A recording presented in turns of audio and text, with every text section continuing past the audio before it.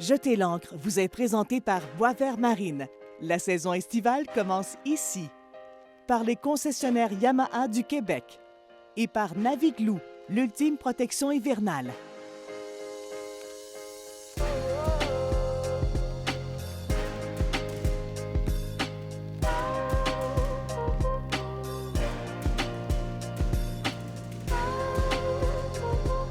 C'est une 16e saison de Jeter l'ancre qui s'amorce ici au Salon du bateau de Montréal. Un salon qui s'est fait attendre parce que ça faisait 3 ans qu'on n'était pas venu au Palais des Congrès. Au cours de la saison, on va aller vous rencontrer dans vos marinas exclusivement au Québec cette année.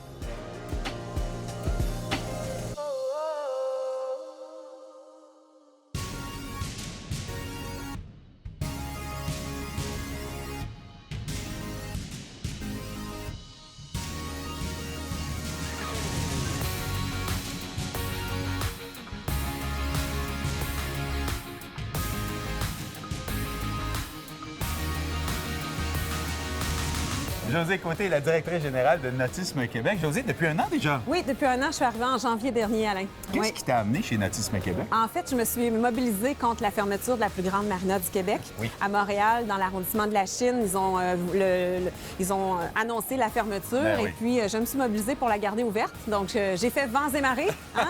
Et puis, on m'a remarqué là, dans les médias, tout ça. L'association m'a demandé de monter à bord. Ah, Fait que c'est bien cool, j'ai ça. accepté le défi. Là, ça fait un an que je suis avec eux. Tout un défi. Parle-moi de la mission de Nautisme Oui, Québec. Nautisme Québec est une organisation à but non lucratif qui existe depuis 26 ans. Wow. Et puis, on valorise le nautisme au Québec de différentes manières. D'abord, on regroupe des entreprises et des plaisanciers. Puis, on le valorise de 3 manières. Avec les démarches en sécurité nautique, au niveau du tourisme aussi, tourisme nautique, Ouais. et au niveau du développement durable, qui comprend le volet économique, évidemment, Ouais. avec nos événements, comme on fait aujourd'hui, mais aussi le volet environnemental. On se préoccupe de nautisme durable et responsable, Ouais. et aussi au plan social. Bien, parlons-en de cet événement-là qui revient finalement après 2 ans d'absence. Ah oui, on est bien contents. 2 ans d'absence pendant la pandémie. Là, Ouais. C'est l'enthousiasme qu'on sent ici sur le plancher. Ouais. On est à notre 22e édition du Salon international du bateau de Montréal. Wow. Ouais, et puis, on a des nouveautés, Alain, cette année. Ah là. oui? Ouais, qui nous viennent de France, Norvège, Pologne, Italie. Donc, on a ici 13 nouveaux bateaux qui n'ont jamais été présentés en Amérique du Nord. Bien, on a hâte d'aller Ouais. voir ça. Et puis plein d'autres nouveautés aussi. Le BRP nous amène des nouveautés, Yamaha, des innovations qu'on n'a jamais vues. Alors, c'est vraiment intéressant. Bien, on va aller faire le tour. Bien, avec plaisir, je t'amène voir ça. Cool.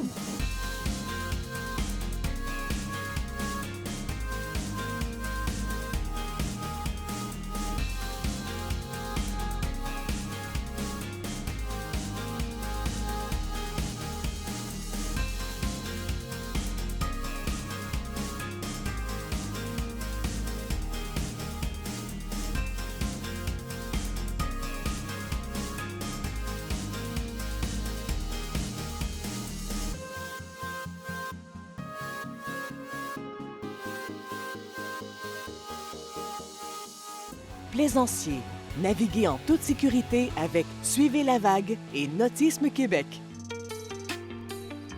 Sur les plans d'eau, lorsqu'on navigue, parce qu'on est en contexte de navigation, autant le navigateur de plaisance que la grande marine commerciale. Donc, c'est la loi de 2001 sur la marine marchande du Canada qui s'applique. Donc, il y a une réglementation fédérale qui entoure la navigation lorsqu'on conduit une embarcation. Et il y a également le code criminel qui s'applique. Donc, les gens oublient ça parfois. Donc, le code criminel s'applique sur l'eau au même titre que sur la route. La carte de conducteur d'embarcation de plaisance, vous êtes obligatoire d'être détenteur de cette compétence-là pour conduire une embarcation à moteur. Vous devez également l'avoir avec vous lorsque vous conduisez votre embarcation. Si vous ne détenez pas cette compétence-là et qu'on constate que vous êtes en infraction, bien, on vous exclut du plan d'eau en plus de pouvoir recevoir un constat d'infraction. Le comportement sur l'eau, c'est de respecter les règles de route, de respecter les autres usagers des plans d'eau, d'être conscient de l'impact que notre vague peut causer sur les autres et sur la propriété. Au Canada, on est responsable de notre vague qui est causée par notre embarcation. Donc, si on cause des dommages ou des blessures à quelqu'un, on peut être poursuivi en vertu de la réglementation fédérale et également au civil.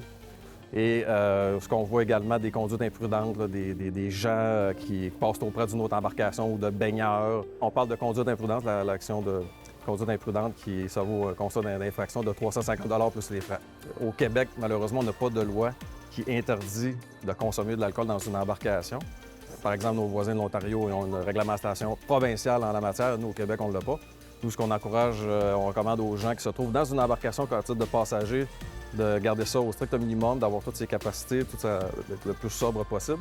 En ce qui concerne le conducteur, le code criminel s'applique au même titre que de conduire un véhicule automobile sur la route. Donc, il y a l'infraction de conduire avec les capacités affaiblies qui s'applique. Et il y a également le fameux .08, la limite d'alcoolémie permise dans le sang, qui s'applique en bateau, en auto. C'est la même chose. Les conséquences sont les mêmes. Donc, souvent, les gens associent beaucoup le fameux .08 en bateau et ils oublient qu'il y a également la capacité affaiblie qui peut être également une infraction criminelle. Donc, à titre d'exemple, on peut être fatigué, prendre des médicaments, prendre un petit peu d'alcool sans nécessairement dépasser le .08, avoir le mouvement des vagues, la déshydratation qui influence notre capacité de conduire. Et un policier pourrait en venir au motif de croire que cette personne-là est en capacité affaiblie et procéder à son arrestation. Puis cette personne-là devrait faire face à la justice. On a toute la nouvelle gamme de motomarines qui est ici. C'est le fun au salon. Les gens n'ont jamais la chance d'y toucher, d'y voir depuis 3 ans qu'on n'a pas de salon. Donc, la gamme complète est ici dans le kiosque.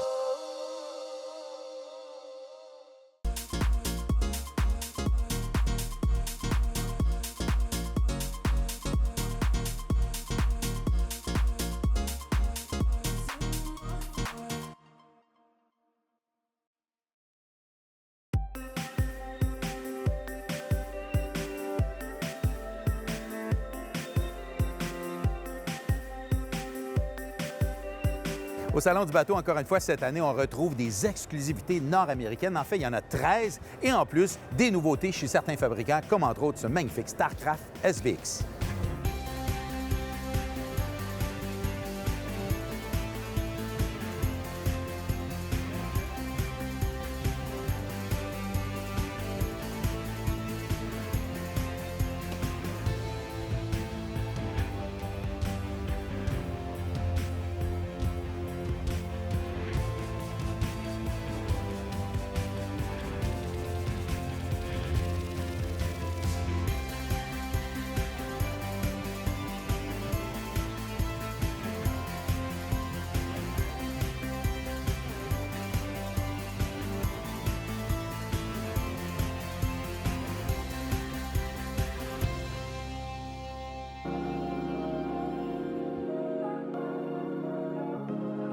On a lancé cette année un nouveau 150 forces jusqu'à 200 forces, direction hydraulique et direction numérique électronique assistée, intégrée au moteur. C'est lancé par Yamaha, c'est quelque chose qui n'existait pas dans l'industrie.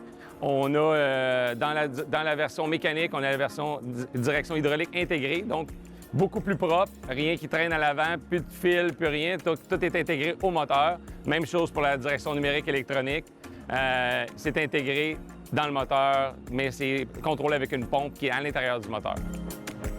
On a toute la nouvelle gamme de motomarines qui est ici. C'est le fun au salon. Les gens n'ont jamais la chance d'y toucher, d'y voir depuis 3 ans qu'on n'a pas de salon. Donc, la gamme complète est ici dans le kiosque. Il y a de la disponibilité dans nos concessionnaires partout au Canada, au Québec principalement. Oui.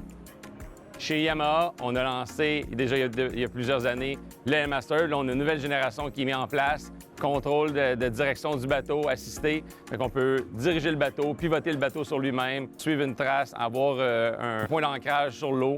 On peut stationner le bateau en position stationnaire, puis le bateau ne bougera pas. On a un pilote automatique intégré. Dans le kiosque, on a une version digitale qu'on peut essayer, s'amuser de stationner le bateau en question. Tu peux t'amuser virtuellement à stationner ton bateau, à pivoter, à te manœuvrer à l'intérieur de la marina.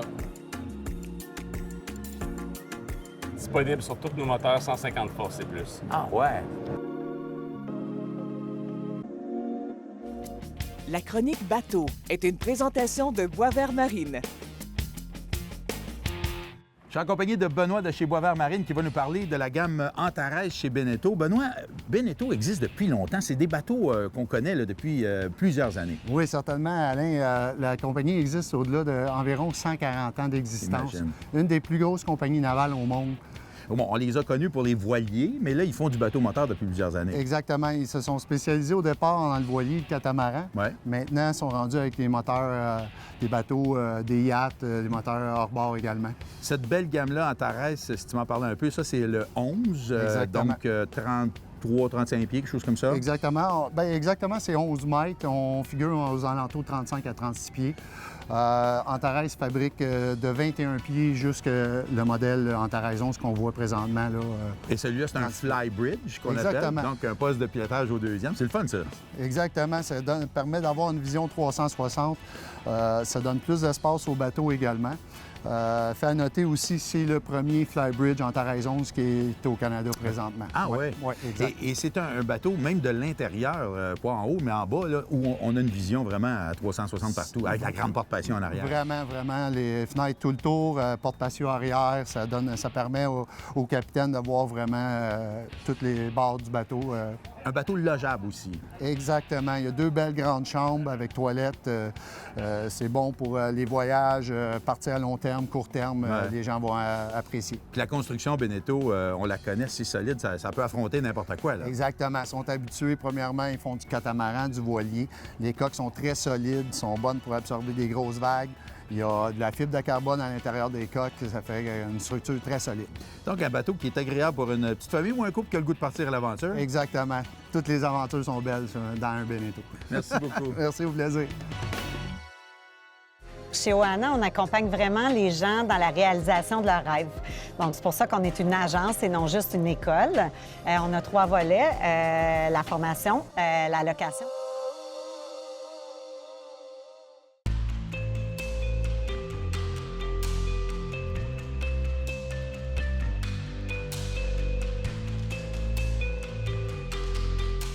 Cette année, une belle nouveauté. On extensionne Jeter l'ancre puisqu'on va aller en voyage grâce à nos amis d'Ohana. Bonjour, Véro. Bonjour, Alain. Parle-moi un petit peu de ce qu'on va faire. On s'en va sur la Côte d'Azur, entre autres, parce que c'est ce que vous offrez également, de la location de bateaux. Oui, exactement. Donc, chez Ohana, on a différents volets, mais la location est une option pour nos clients. Donc, si vous voulez vous en aller en Méditerranée, dans le sud, peu importe, vous pouvez louer un bateau avec nous.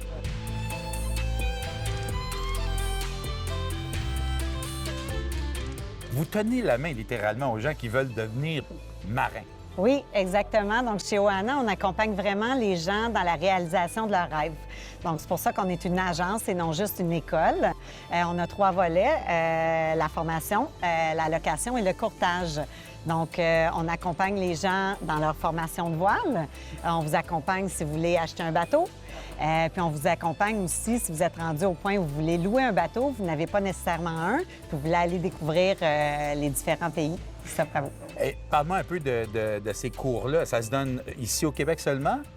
Non, pas du tout. Chez Ohana, on est au Québec. On a quelques destinations au Québec. On est à Montréal, Trois-Rivières et Contrecœur. OK. On est maintenant à Kingston, en Ontario aussi. Ah Donc, ouais. si vous voulez découvrir le lac Ontario, Oui. les 1000 îles. Puis on est aussi en Guadeloupe. Donc, on donne des cours en Guadeloupe, des brevets de Voile Canada, aussi des cours de perfectionnement pour ceux qui veulent simplement accumuler des milles nautiques à leur CV marin. Alors, c'est décidé, je pars avec vous, puis je vais peut-être devenir un jour un marin. Véro, merci beaucoup. Merci, Alain.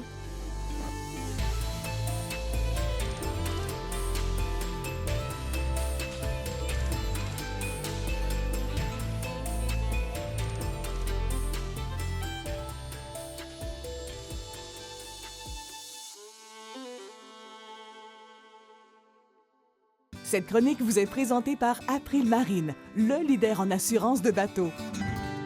Très heureux de retrouver Marie-Ève Paquette d'April Marine à l'émission. Bonjour Marie-Ève. Bonjour Alain. Si on parlait un petit peu d'assurance pour les tout nouveaux plaisanciers, est-ce que l'assurance bateau est obligatoire? Non, l'assurance bateau, c'est pas comme l'assurance automobile, ce n'est pas obligatoire, pas même la responsabilité civile seulement.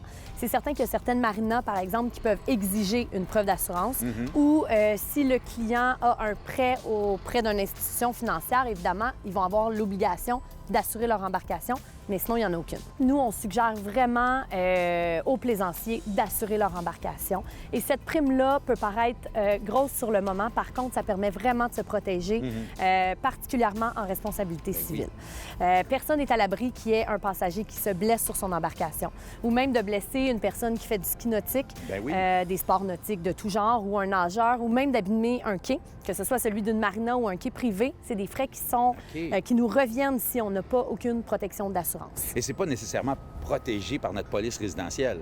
Non, pas nécessairement. En fait, déjà, au niveau de l'assurance habitation, il y a plusieurs critères qui font qu'ils vont accepter ou pas une embarcation. Parfois, il n'y a aucune protection au niveau de la responsabilité civile.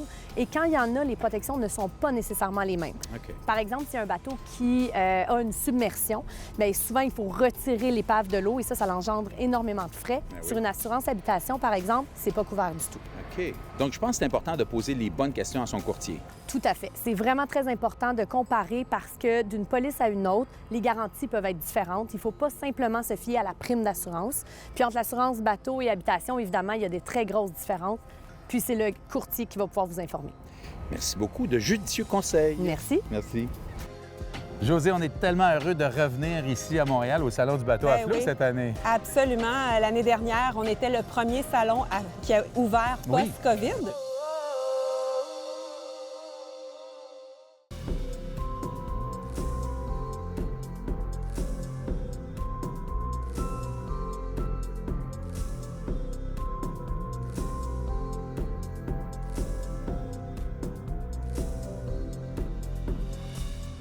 Josée, on est tellement heureux de revenir ici à Montréal au Salon du bateau à flot oui. cette année. Absolument. L'année dernière, on était le premier salon qui a ouvert Oui. post-COVID. C'est vrai? Mais cette année, on a vraiment une belle offre de bateaux. Oui, à l'œil, on voit qu'il y a beaucoup de bateaux sur l'eau. En effet, Alain, on a plus de 100 bateaux, donc dans toutes les catégories, des yachts grand luxe, Ouais. des catamarans à moteur, on a des voiliers de différentes dimensions, des pontons, des bateaux de wake, des pneumatiques, on en a pour tous les goûts. En fait, au Canada, à flot comme ça, c'est un événement unique, puis on fait ça à Montréal, donc en plein cœur de la ville. Vraiment formidable pour les gens. Il faut parler du Salon du bateau à flot à Québec parce que là, on a encore eu, une fois, une édition cette année. Oui, c'était superbe. À Québec, la température était formidable. On avait 40 belles embarcations à montrer. Donc, les gens venaient, ils choisissaient leur bateau, ils partaient sur l'eau dans la belle ville de Québec. Ouais. C'était vraiment fantastique là, pour les amateurs de nautisme. Puis les commerçants de ce coin-là également, ça leur Oui. donne une vitrine. Ils n'ont pas besoin de venir jusqu'ici à Montréal. Alors, c'est une belle idée d'avoir les deux. Oui, puis pour Nautisme Québec, ça nous permet de mettre en relation là, les plaisanciers avec les marchands également, oui. Là, on va aller le visiter ensemble, ce bateau à flot à Montréal. Tu as quelques coups de cœur et nouveautés à nous présenter? Vraiment, j'ai hâte de te les montrer, Alain. C'est parti. Mm.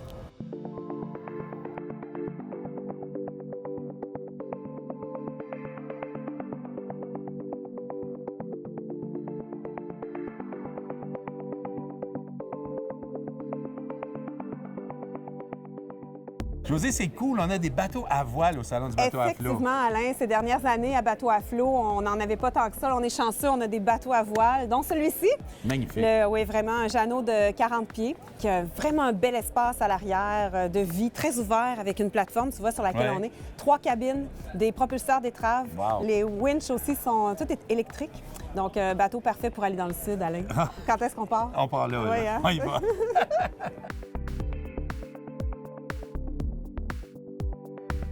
Josée, tu nous présentes le Jeannot NC. Oui, NC, Alain, pour nouveau concept. C'est un bateau de la catégorie cruiser de 24,5 pieds, mais qui a une cabine fermée Ah oui? complètement. Oui, alors pas besoin de toile.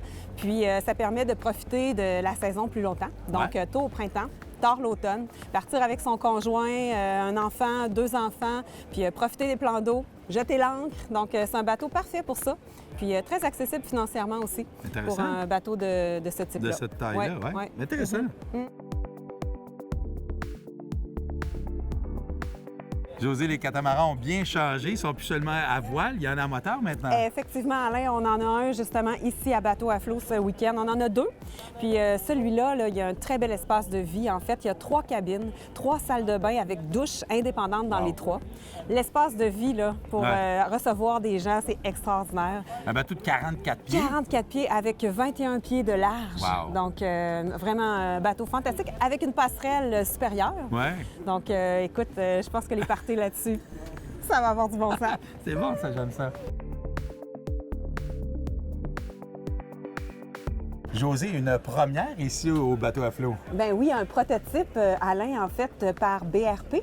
Donc, on a un bateau de ce type ponton, de 22 pieds, mais Ouais. qui a l'air d'un beaucoup plus grand bateau. As-tu vu l'espace qu'on a ici? C'est fou. Une plateforme de 4 pieds. On a un moteur à hélice, mais Ouais. qui a l'air d'une propulsion, parce qu'il est tout couvert, donc pas de danger. Moteur Rotax Ouais, de BRP, de- on le qualifie de ghost, là. Il a presque l'air fantôme. Exact. C'est vraiment particulier, mais c'est l'esthétique également qui est beau. Manitou a été acheté par BRP, c'est ça que je comprends? Oui, exact. Puis ce bateau-là est tout en aluminium, OK? Et puis il y a 3 quilles. Puis la quille centrale permet en fait d'avoir un style sportif, là, Ouais. comme les bateaux, mais pourtant on a un ponton. Puis regarde les beaux accessoires que l'on a pour pouvoir en profiter. On peut installer le sport nautique aussi avec tout ce qu'il faut, Hey. très solide. Quelle embarcation. On Ah. est pas mal loin des anciens pontons qui roulaient pas de potes. Fantastique. C'est un prototype extraordinaire. Ouais.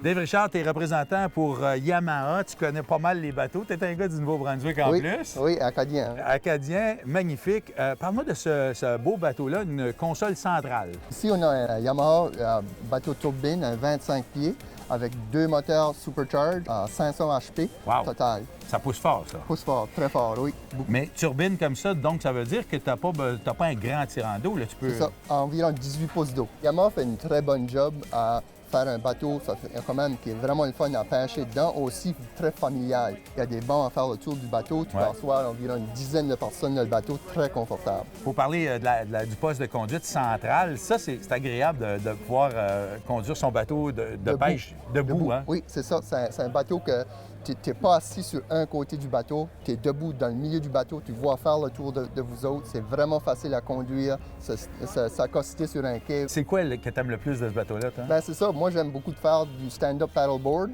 Puis c'est pratiquement le seul bateau que tu peux mettre 2 paddleboards sur un côté du bateau, puis tu peux quand même faire le tour du bateau sans marcher sur des sièges. Dave, parle-moi un peu du vivier, c'est assez intéressant. Oui, ça, c'est quelque chose que probablement qu'il y a juste Yamaha qui fait dans l'industrie. C'est un vrai see-through. Eh que oui? Tu peux quand même voir tes poissons.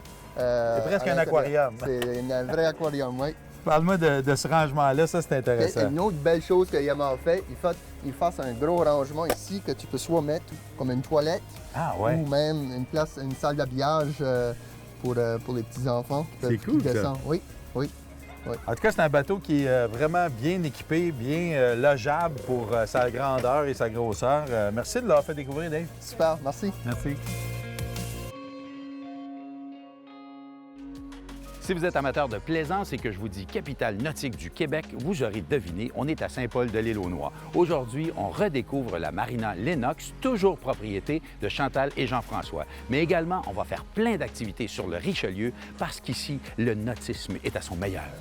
Ça, ici, c'est la baie des Anglais sur une carte. Surnommé. Surnommée la baie des Cassés. Ici, à Saint-Paul. Ouais.